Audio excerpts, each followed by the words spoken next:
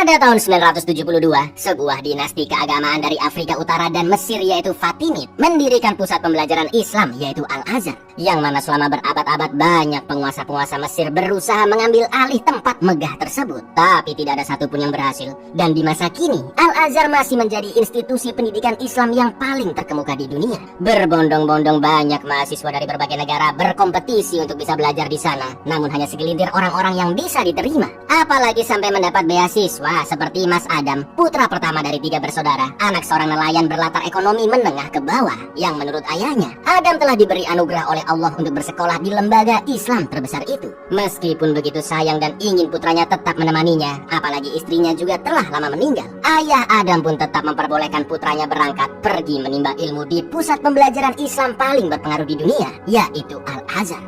Dan inilah konspirasi Kairo, atau judul lainnya Anak dari Surga. مبروك. بتهزر. لو كانت دي راجل مكتوبة على مصر محدش هيقدر يقف قصادك. ما تنساش اصلك هذا. اكيد يا عم.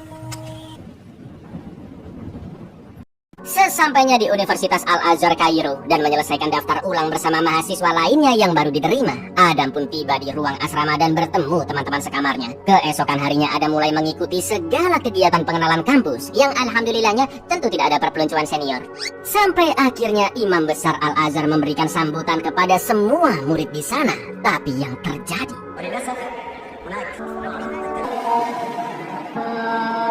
مش مهم انت مين. انت عايز تكون مين. بسم الله الرحمن الرحيم. خلاص حاجة يا شيخ.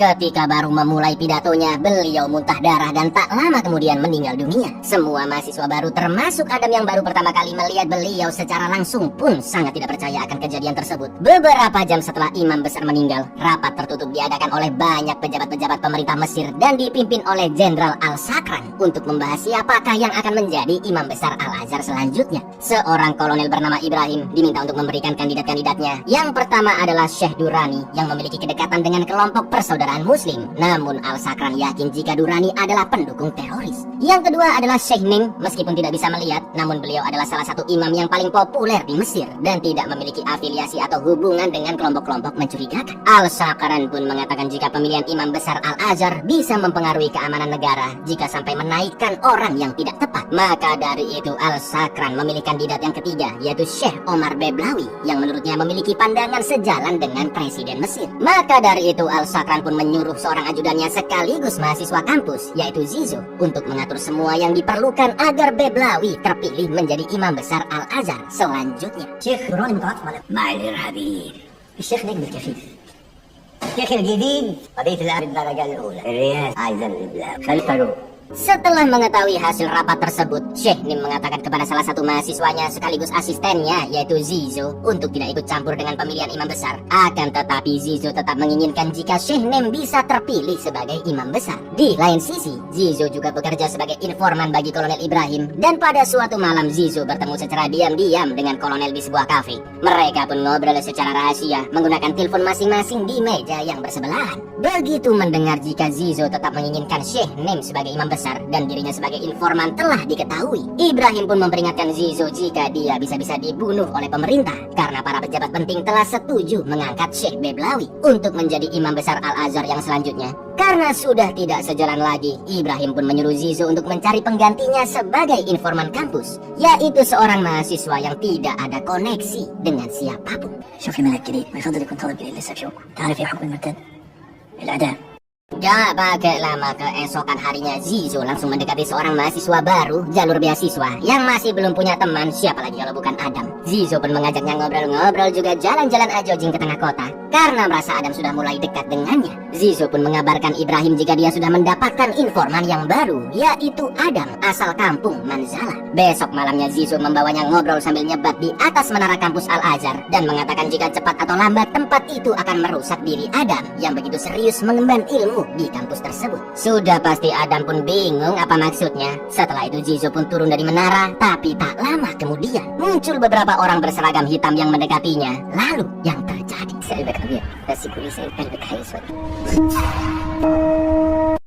Seluruh mahasiswa pun dikumpulkan di dekat TKP dan pihak kampus mengabarkan dengan jelas tentang kematian Zizu yang masih belum diketahui siapa dan apa motif pembunuhannya. Kolonel Ibrahim dari Keamanan Negara pun diutus pemerintah untuk mengusut kasus tersebut. Namun para Dewan Besar Al-Azhar sempat mempertanyakan mengapa pemerintah sampai mengutus seorang kolonel, padahal bisa saja hanya diurus oleh kepolisian, ya kan? Ibrahim pun menjawab alasan dirinya dikirim oleh negara adalah karena Zizu merupakan warga negara asing. Akan tetapi Dewan Al-Azhar berasumsi jika sebenarnya pemerintah ingin ikut campur dengan urusan Al-Azhar dan akan membuatnya menjadi lembaga milik negara, yang bisa jadi nantinya negara akan bebas melakukan segala sesuatu di Al-Azhar untuk kepentingan politik. Padahal sudah jelas-jelas Al-Azhar adalah pusat pembelajaran Islam yang tidak ada sangkut pautnya dengan hal-hal berbau politik. Apalagi Ibrahim sempat menanyakan kapan Al-Azhar memilih imam besar yang baru, padahal tidak ada hubungannya dengan penyelidikan pembunuhan Zizu. عبد الناصر سياسة حكومية والسيد مبارك هو اللي تنبه في قضية زي متوفي مواطن أجنبي واحنا ممكن نعلق التحقيق اليوم شيخ الأزهر الجديد. Setelah itu Ibrahim mencatat beberapa mahasiswa baru beserta kotanya sampai akhirnya dia bertemu Adam yang berasal dari wilayah Manzala sesuai dengan laporan dari Zizu sebelumnya. Secara diam-diam Ibrahim pun menyuruh Adam untuk menemuinya di sebuah kafe tengah kota dan nantinya Adam berbicara dengan Ibrahim menggunakan telepon agar tidak ada orang di sekitarnya yang mengira mereka berdua sedang ngobrol. Sesampainya di kafe, Adam melakukan sesuai dengan yang Ibrahim katakan, duduk di dekatnya memesan tempe mendoan lalu memegang telepon seakan-akan sedang berbicara dengan orang lain. Ibrahim pun bertanya tentang apa yang sebenarnya terjadi di malam itu dan Adam menjawab setelah ngobrol di menara masjid, Zizu dihampiri beberapa orang berbaju hitam dan dibunuh menggunakan sebuah belati. Mendengar itu Ibrahim pun menyuruh Adam untuk menyelidiki siapa pembunuhnya dan apa motifnya, karena kampus telah memberi pernyataan resmi jika kematian Zizu adalah sebuah kecelakaan bukan pembunuhan. Sebelum pulang Ibrahim sempat mengatakan kepada Adam agar ikut sholat subuh berjamaah dan mulai memperhatikan orang-orang yang ikut di sana, karena Ibrahim yakin jika pembunuh Zizu selalu mengikuti sholat subuh berjamaah. محتاجين تساعدنا واحنا على أقرب ملات. الموضوع ده مش هيعدي على خير. اسميا صاحبك مات في حادث زي انت ما شوف متأكد. Sepulangnya dari sana, Adam sempat menelpon ustadznya di kampung dan menceritakan jika dia disuruh sesuatu oleh seseorang dan merasa tidak yakin apakah itu adalah halal atau haram. Ustadznya pun menjawab dengan tegas segala sesuatu yang benar adalah benar, sedangkan yang dosa tetaplah dosa. Lalu dia menutup teleponnya dengan mengatakan jika Allah pasti akan selalu menyertai langkah Adam. الحلال بين والحرام بين والله الناصح المعين. Keesokan harinya Adam datang ke masjid untuk ikut sholat subuh berjamaah yang dipimpin oleh seorang mahasiswa bernama Soliman beserta 4 orang lainnya. Namun karena masih tidak yakin, Adam pun hanya sholat sendirian jauh di belakang mereka. Di malam harinya lagi-lagi Ibrahim mengajaknya bertemu di kafe dan berjanji akan menyembuhkan penyakit batu ginjal yang diderita oleh ayah Adam di kampung. Dengan satu syarat, yaitu Adam harus benar-benar mau diajak kerjasama dan jangan membahas misi Ibrahim ini ke siapapun, termasuk melarang Adam menelpon ustadz di kampung seperti sebelumnya. Adam pun menerima tawaran Ibrahim. Lalu Ibrahim juga menjelaskan bahwa ayahnya tidak akan mengetahui siapa yang membantunya. Pokoknya tiba-tiba ayahnya dibawa ke rumah sakit, dioperasi tanpa biaya sepeser pun gitu loh. عمليات كتاب عايز اسامي الطلب المفاجئ في الجامع ابوك عنده صفراء انا اللي خدت الموضوع عامل ايه. Sejak saat itu, berhari-hari ke depannya, Adam pun terus ikut sholat subuh berjamaah ke masjid. Sampai akhirnya dia diajak oleh sang pemimpin Soliman yang mengimami subuhan itu untuk bergabung ke perkumpulannya yang sedang menyempurnakan bacaan Al-Quran menjadi lebih baik. Adam pun setuju dan setelahnya dia mencatat keempat mahasiswa yang menjadi makmumnya. Mereka adalah Aslam, Asfur, Harun, dan Nazim. Lalu Adam pun mulai ikut ke perkumpulan Soliman yang membaca Al-Quran harus datar tanpa nada. عندي حلقة حفظ لمن يرغب في تحسين المستوى. وأما من أوتي كتابه إنه يغني يا شيخ. فسوف يدعو ثبورا. تكتيب وما يعرفش إن إحنا مش بنغني هنا. كان في أهله مسرورا. Pada suatu malam di kantornya di Gedung Keamanan Negara Mesir, Ibrahim kedatangan Syekh Nim yang tiba-tiba mengatakan jika dia mengaku sebagai pembunuh dari Zizu. Jelas Ibrahim pun tidak percaya karena Syekh Nim adalah salah satu cendekiawan muslim paling terkemuka dan pastinya tidak ada motif sama sekali bagi Syekh untuk membunuh Zizu. Setelah itu Kolonel Ibrahim menceritakan kepada atasannya, yaitu Kepala Keamanan Negara Mayor Sobi, tentang kasus pembunuhan Zizu, informannya di kampus Al-Azhar yang dibunuh oleh suatu kelompok. Begitu pula tentang Syekh Nim yang mengaku sebagai pembunuhnya, entah apa tujuannya. Mayor Sobi pun mengultimatum Ibrahim bahwa masalah kematian Zizu jangan sampai menyeret mereka berdua, apalagi sampai mempersulit rencana menaikkan Syekh Beblawi sebagai imam besar Al-Azhar selanjutnya sesuai mandat dari Jenderal Al-Shakrat. ما ادتنيش اي خيار ضابط لي لو الموضوع ده لبسنا في الحيط مش هنعرف تعمل خطير عارف الجنان لنا خلاص مخك فوت. Di jadwalnya bertemu Ibrahim, Adam mendapat kabar jika ayahnya telah selesai dioperasi dan berangsur-angsur pulih. Lalu Ibrahim memberikan sebuah buku merah tentang jihad modern yang memang dilarang di kampus Al-Azhar karena bisa berujung aksi terorisme. Ibrahim pun yakin jika terorisme berkedok persaudaraan muslim telah menyusup ke Al-Azhar. Maka dari itu Adam disuruh oleh Ibrahim agar pelan-pelan masuk menyelidiki ke persaudaraan tersebut dengan menunjukkan buku merah itu kepada salah satu anggotanya, yaitu Nazim. Karena menurut Ibrahim merekalah yang telah membunuh Zizu. احنا كان نختار خلاص واعتقد انه هم اللي قتلوا صاحبه. الان العمليه بتتبوك نجحت. كتر خيرك يا فندم. انت تعرف الكتاب ده؟ خلي نظيم يشوفه معاك.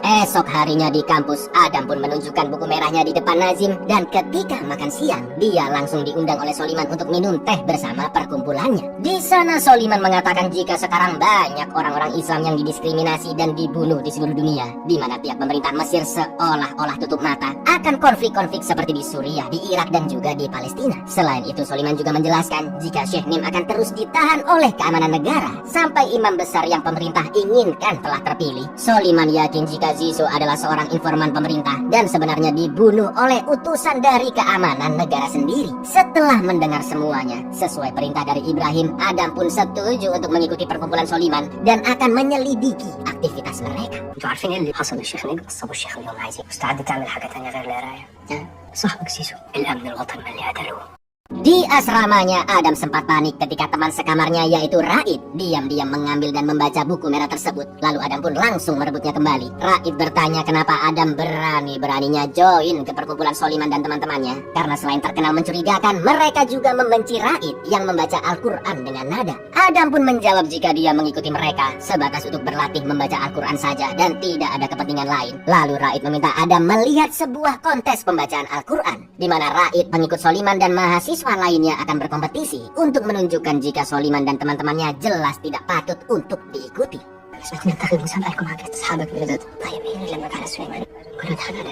Ketika bertemu Ibrahim, Adam menceritakan apa yang Soliman katakan kepadanya, khususnya tentang Syekh Nim yang ditangkap oleh keamanan negara. Sebagai kolonel, Ibrahim pun bisa membaca pikiran Adam yang mulai percaya dengan apa yang dikatakan Soliman jika negara berniat memperdaya dewan-dewan Al-Azhar dan mengangkat imam besar boneka pilihan mereka. Ibrahim pun tidak begitu menggubris sikap Adam, namun dia mengingatkannya agar terus berusaha mendapatkan kepercayaan Soliman untuk bisa menyelidiki perkumpulannya. سليمان فاكر ان عمرك نجم عشان يبرر الحقيقه الفكري بتاعكم. لازم تكسب ثقته. Adam juga menceritakan tentang temannya Raid yang sepertinya mulai curiga karena dia sering bergaul dengan geng Soliman. Ibrahim pun mengatakan jika Adam tidak serius menjalankan misinya, maka Ibrahim tidak akan segan-segan untuk membuat Raid diam, bahkan mengancam akan menyakiti ayah Adam. ما تخافش خليه ما يقدرش يكشفك. لازم يعني احرق لك مراقب ابوك عشان اشجعك. Kata-kata Ibrahim membuat Adam berpikir bahwa kecurigaan Raid bisa merusak penyamarannya di perkumpulan Soliman, yang jika didiamkan terus-menerus, bukan hanya Adam gagal menyelidiki geng Soliman, namun Ibrahim juga tidak akan segan-segan menghabisi Raid serta ayah Adam sendiri. Maka dari itu, agar Raid tidak ikut campur dan tetap aman, ketika semua mahasiswa sedang menonton kontes pembacaan Al-Quran yang juga diikuti oleh Raid, Adam terpaksa memfitnah seakan-akan teman sekamarnya itu adalah informan dari pemerintah dengan menaruh berkas-berkas identitas anggota perkumpulan Soliman di bawah kasurnya, lalu memberitahukannya ke Soliman sendiri bahwa Raid adalah informan pemerintah yang menyimpan berkas-berkas milik perkumpulan mereka. Jahat lo kamu ini, Adam.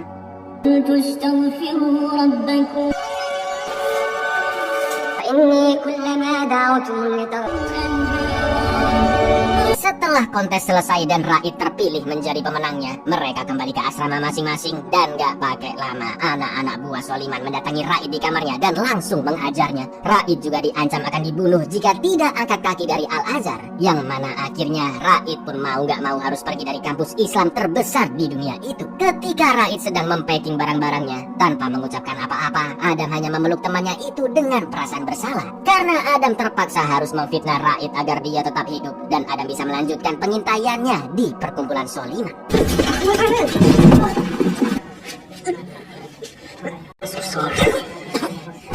ايه ده؟ والله ما بتاعي ما اعرفش. Setelah makan siang, Soliman mengajak Adam minum teh bareng pengikut-pengikutnya. Di sana dia berusaha mencari tahu apakah Adam benar-benar murni ingin menjadi muridnya atau sebenarnya hanyalah seorang penyusup. Soliman pun bertanya dari mana Adam mendapatkan buku merah tersebut. Setelah Adam menjawab jika buku itu dia dapatkan dari rak buku milik pamannya, Soliman langsung menyuruh Adam untuk menelpon pamannya itu. Adam pun sempat berkelit jika dia tidak punya pulsa. Namun Soliman langsung meminjamkannya telepon. Dan ketika diangkat, jelas paman Adam pun bingung ya kan dengan pertanyaan ponakannya itu. Hah? Buku? Buku apa? Aku nggak ngerti maksudmu, Dam. Kamu ngomong apa sih, Dam? Dam? Kata si paman. اتصل بيه دلوقتي حطه على السبيكر. أنا بس كنت عايز عشان الكتاب اللي اديتهولي. عدم. Nah ya ammu. Saat itu juga Adam yang mulai ketar-ketir pun langsung mengirim SMS SOS meminta tolong ke Ibrahim. Dan Ibrahim langsung OTW ke kampus Al-Azhar begitu mendapat SMS tersebut. Sementara itu Adam ditahan di dalam ruangan hingga malam, lalu dibawa oleh Soliman naik ke menara masjid. Di tempat yang sama ketika sebelumnya Adam ngobrol-ngobrol dengan Zizu. Di sana Soliman menginterogasi Adam dan mengancam akan melemparnya ke bawah jika tidak memberitahu kepada siapa dia bekerja. Tapi yang terjadi, مين اللي مشغلك؟ تفتكر كم متر من هنا للشارع؟ انت بتشتغل على حساب مين يا ولد؟ الشيخ دوراني يا فندم. انت النهارده هتروح تقدم بالحلول للشيخ حنا. Untungnya Ibrahim datang tepat waktu dan setelah diinterogasi ternyata Soliman adalah asisten Syekh Durani yang selama ini bergerak atas perintah beliau. Mendengar itu Ibrahim pun memaksa Soliman untuk segera mengundurkan diri dari kampus itu, juga merekomendasikan Adam sebagai penggantinya atau Soliman akan dihabisi secara diam-diam oleh Ibrahim. Esok harinya setelah Soliman pergi dari kampus, Syekh Durani langsung mengangkat Adam menjadi asistennya sesuai permintaan Soliman sendiri. Di hari pertamanya Syekh Durani mengatakan jika dia sebenarnya sangat menyayangi Soliman karena Durani tidak memiliki seorang putra. Sejak saat itu Adam pun jadi lebih sering berada di dekat Durani dan beberapa kali disuruh-suruh, mulai dari bikinin kopi, indomie, nyiapin snack sampai beliin obat buat cucu Durani dari anak laki-lakinya. Loh, katanya nggak punya anak laki-laki tapi kok beli obat buat cucu dari anak laki-lakinya ya kan? Ketika sedang bertemu Ibrahim, Adam pun langsung menceritakan tentang Durani yang sepertinya menyembunyikan sesuatu. المعيد اللي كان بيساعدني هو كان زي ابني اللي ما خلفتوش واشتري لي بنادول للاطفال. ابني ابو المفهوميه. النهارده طلب مني اروح له حاجه هو ما عندوش. Besok harinya Durani meminta Adam untuk membelikannya burger McD. Tapi ketika Adam bertemu Ibrahim, dia diajak pergi ke rumah Syekh Durani dan bertemu dengan seorang wanita muda bernama Rim, juga bayinya, yang ternyata adalah hasil hubungan gelapnya dengan Syekh Durani. Padahal Durani ini sudah punya istri loh. Di jalan pulang, Adam pun hanya terdiam memikirkan apa yang dia lihat barusan. Jika seorang pemuka agama seperti Syekh Durani ternyata bisa melakukan hal seburuk itu. Lalu Ibrahim pun menjelaskan bahwa dia menggali informasi tentang Durani yang hanya mempunyai seorang anak perempuan. Dan barulah Ibrahim tadi mengetahui jika ternyata Durani telah dikaruniai bayi laki-laki dari hubungan gelapnya dengan seorang wanita bernama Rim. Meskipun Durani sudah menikahinya diam-diam setelah terjadi perzinahan, tapi tetap saja dia telah melakukan sebuah dosa besar yang seharusnya dihindari oleh seorang syekh. Maka dari itu Ibrahim pun menyuruh Adam menggunakan fakta tersebut untuk mencegah terpilihnya Durani menjadi imam besar Al-Azhar. عشان انت هتساعدنا ان دراني ما يبقاش في الازهر الجديد. ما هو اللي فضل بكاته. ما هو اتجوز زين جواز عرفي عملها كده لوجه الله. Beberapa hari setelahnya, Adam menemui Syekh Beblawi di kantornya dan menceritakan jika Syekh Durani telah memiliki hubungan gelap dengan seorang wanita hingga dikaruniai seorang anak tanpa diketahui keluarganya. Sudah pasti Beblawi pun tidak percaya begitu saja, namun dia mengecam jika memang itu adalah sebuah fakta. Karena sebagian dewan kemungkinan memilih Durani sebagai imam besar selanjutnya, dan dosa Durani itu akan mencoreng reputasi Al-Azhar. Lalu dengan beraninya, Adam pun mengatakan jika dia akan membuat Durani mengaku agar dewan-dewan tidak memilihnya sebagai imam besar. الشيخ الازهر عنده ابني في الحرام. ثانية أنا اللي هقولها يا فندم، هو بنفسه يا فندم.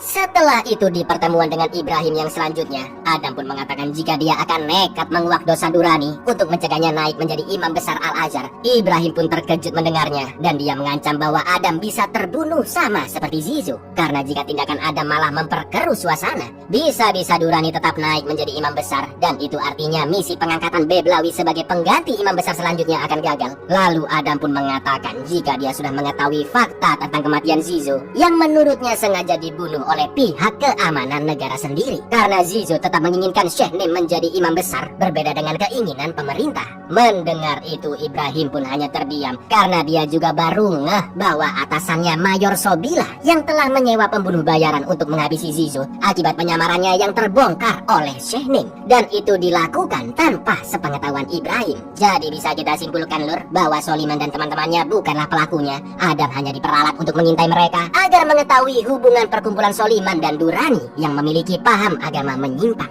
شو كده مات؟ اتقتل. انت لو فشلت هتتمنى ان اصلا فوضك انت كمان. هو كان مش كده؟ ما كانتش حادثه. Di Forum Islam Internasional, di mana banyak mahasiswa dan semua Syekh Al-Azhar menghadiri event tersebut, ketika dibuka sesi tanya jawab, dengan nekatnya Adam bertanya, kayak gini pertanyaannya lur, jika seorang wanita muda yang sebut saja bernama Rim memiliki hubungan terlarang dengan pria yang sudah menikah hingga dikaruniai anak, sementara si pria adalah seorang pemuka agama, apakah Islam memiliki komentar tentang kasus tersebut? Wah, sumpah ini berani banget si Adam ya kan, sampai nyebut nama Rim segala. Apa nggak terkejut Durrani lur? وما هو الحكم الشرعي في هذه الحالة الذي يتزوج وينجب سرا اسمها ريم وأنجب الطفل من رجل. Para dewan sempat terdiam sejenak, terutama Syekh Durrani yang diminta menjawab pertanyaan itu oleh Syekh Beblawi. Syekh Durrani pun akhirnya meminta Syekh lain untuk menjawabnya, dan karena merasa kikuk tersinggung, secara tiba-tiba Syekh Durrani pergi meninggalkan kursinya begitu saja di forum besar tersebut. Tepat setelah itu, pengambilan voting untuk pemilihan imam besar Al-Azhar selanjutnya pun dimulai. Setelah para syekh memberikan pilihannya, ternyata suara terbanyak dipegang oleh Syekh Beblawi. Sudah pasti tidak ada yang memilih Durrani karena sikapnya tadi di forum Islam yang menunjukkan jika apa yang ditanyakan oleh Adam adalah sebuah fakta yang dilakukan oleh Syekh Durrani, yaitu menikahi seorang wanita secara diam-diam tanpa diketahui keluarganya. الشيخ عمر الببلاوي الشيخ عمر الببلاوي الشيخ عمر الببلاوي عمر الببلاوي مبروك الأزهر الحمد لله. Setelah misi pengangkatan Syekh Beblawi selesai sesuai dengan mandat Jenderal Al-Sakran, alih-alih diberi penghargaan, kepala keamanan negara yaitu Mayor Sobi dengan brengkesnya menyuruh Ibrahim untuk membunuh Adam dengan cara memfitnahnya telah membunuh Zizo dan nantinya Adam akan dihukum gantung. Semua itu dilakukan untuk menghilangkan jejak campur tangan negara dalam pemilihan imam besar Al-Azhar, karena tidak menutup kemungkinan akan ada suatu kelompok yang mengendus yang mengendus konspirasi di Al-Azhar dan menggali informasi ke Adam tentang keterlibatan pemerintah terhadap pemilihan imam besar. Akan tetapi karena merasa iba dengannya, Ibrahim hanya menyuruh Adam untuk mengundurkan diri dari Al-Azhar dan segera pulang ke kampungnya, serta menganggap dia tidak pernah bertemu sama sekali dengan Kolonel Ibrahim. البلد بتاعك خلاص ما بقناش محتاجين بس يا فندم قدم سيادتك ارجع بلدك تعبت في يوم من الأيام. Setelah itu Ibrahim menelpon Sobi dan mengatakan jika Adam telah menghilang begitu saja. Jelas Sobi tidak percaya ya kan. Dia pun memanggil temannya yaitu Raid ke kantor dan memaksanya untuk menghubungi Adam agar mau menemuinya di luar kampus. Tanpa rasa curiga, Adam pun pergi menemui teman sekamarnya itu. Namun ketika Adam baru keluar gedung, dia pun langsung diringkus oleh ajudan Sobi.